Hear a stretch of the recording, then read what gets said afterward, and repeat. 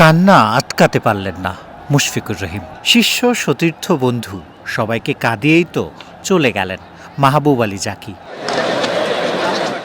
দিনের শুরুতে কেই বা ভেবেছিল এমন হবে। দলের সঙ্গে এসেছিলেন টিম বাসে করে। এই ছবি ধারণ করার ঘণ্টাখানিক পরেই অসুস্থ হয়ে পড়েন জাকি। হুট করেই মাটিতে লুটিয়ে পড়েন। মাঠেই ফিজিও তাকে সিপিআর দেন। অ্যাম্বুলেন্সে করে নেওয়া হয় আল হারামাইন হাসপাতালে। পথের মধ্যেই শেষ নিঃশ্বাস ত্যাগ করেন তিনি। উনি 12:30টার দিকে মাঠে প্র্যাকটিসের সময় উনি অসুস্থ হয়ে যায় এবং ওইখান থেকে ওনাকে নিয়ে রওনা দেওয়া হয় হাসপাতালে। ওইখানে উনি আনকনশাস হয়ে যায়। সো ওইখান থেকে ওনাকে সিপিআর স্টার্ট করা হয়। ওনার কার্ডিয়াক ইস্যুস ছিল, সো গাড়িতেও ওনাকে সিপিআর কন্টিনিউ করা হয়। বাট আনফর্চুনেটলি গাড়িতেই ওনার পালসটা আর পাওয়া যায় নাই। সো আমাদের এখানে যখন নিয়ে আসা হয়, আমরা ইমার্জেন্সিতে প্রথমে সিপিআর দিই, তারপরে আইসিইউতে নিয়ে যাই। ওইখানে আমাদের প্রোটোকল অনুযায়ী যা যা চেষ্টা করার দরকার সবটুকুই এখানে করা হয়েছে।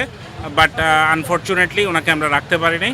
উনি 1:15 দিকে ইন্তেকাল করছেন। আউট অফ নোওয়্যার উনার হঠাৎ করে খারাপ লেগেছে। উনি আমাদের একজন স্টাফকে বলছে যে আমাকে একটু ধরো, তো তখন আসলে উনি তখন সেন্সলেস হয়ে যায় আর কি। পরের থেকেই তো আমরা দ্রুত বিসিবি অনেক সাপোর্ট দিয়েছে, ইমার্জেন্সি অ্যাম্বুলেন্স অ্যারেঞ্জ করে হসপিটালে পাঠিয়ে দিয়েছেন। তারপরে এই হসপিটাল ওনারাও বেশ চেষ্টা করেছেন, কিন্তু আনফর্চুনেটলি আসলে মৃত্যুটা এমন যেটা আসলে কারো হাতে নেই। খবর পেয়ে হাসপাতালে তাকে দেখতে ছুটে যান বিসিবি সভাপতি আমিনুল ইসলাম বুলবুল, নাজমুল আবেদিন ফাহিমরা, মেহেদী হাসান মিরাজ, শরীফুল ইসলাম, তানভীর ইসলামরা গুরুকে দেখতে হাজির হন হাসপাতালে। সবার চোখে মুখে ছিল রাজ্যের হতাশা। হাসপাতালের আনুষ্ঠানিকতা সেরে জাকির মরদেহ গোসল করিয়ে আনা হয় সিলেট আন্তর্জাতিক ক্রিকেট স্টেডিয়ামে। ঢাকা রাজশাহী ম্যাচ শেষ হবার পর মূল মাঠেই ক্রিকেটার, কোচ, সাংবাদিক, বিসিবি অফিসিয়াল সবার অংশগ্রহণে হয় তার জানাজা। জানাজা শেষে তাকে শেষ দেখা দেখে অনেকেই কান্নায় ভেঙে পড়েন। ম্যাচের মধ্যে জাকির চলে যাবার খবর পাওয়া শান্ত মিঠুনরা জানান কতটা স্তম্ভিত হয়েছেন তারা। আমি তখন ব্যাটিংয়ে ছিলাম, তখনই আমি জানতে পারি।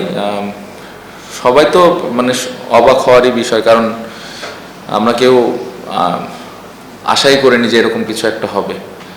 বাট এগেন এটা তো আসলে আমরা কেউ জানি না কে কখন চলে যাবেন। সো এটা সবাই আমরা অনেক অবাক হয়েছি। বাট আসলে এই জায়গায় তো এর বেশি কিছু করার নাই, দোয়া করা ছাড়া। এটা তো কারোরই কাম্য না, আনএক্সপেক্টেড একটা ঘটনা। আর এটা আমি মনে করি যে বাংলাদেশ ক্রিকেটের জন্য এবং টোটাল ক্রিকেটের জন্য অনেক বড় লস। আর আপনি যদি দেখেন লাস্ট ফিউ মান্থ বেশ কিছু এরকম ঘটনা ঘটছে মাঠে।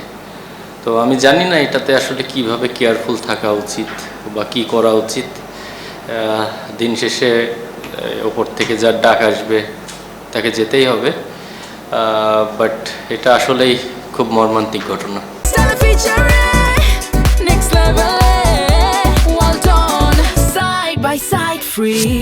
নিজে ক্রিকেটার ছিলেন, খেলোয়াড়ি জীবন শেষে কোচিংই ছিল তার ধ্যান জ্ঞান। অনূর্ধ্ব-19 বিশ্বকাপ জয়ী দলের কোচিং স্টাফে থাকা জাকি চেষ্টা করলেন ঢাকা ক্যাপিটালসের সহকারী কোচ হিসেবে। মাঠের মানুষ মাঠেই বিদায় নিলেন। শেষ বিদায়টাও হলো মাঠেই।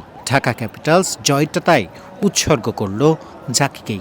একটা জিনিস আমি আপনাদেরকে জানাতে চাই যে যদিও জানি না এটা বলাটা কতটুকু হবে, বাট আমরা আজকে আমাদের যে জয়টা আমরা ওনাকে উৎসর্গ করতে চাই। তো আপনারা সবাই দোয়া করবেন ওনার জন্য, যেন আল্লাহ ওনাকে জান্নাতবাসী করেন। শিহাব হাসান খান, ক্রিকেট 97।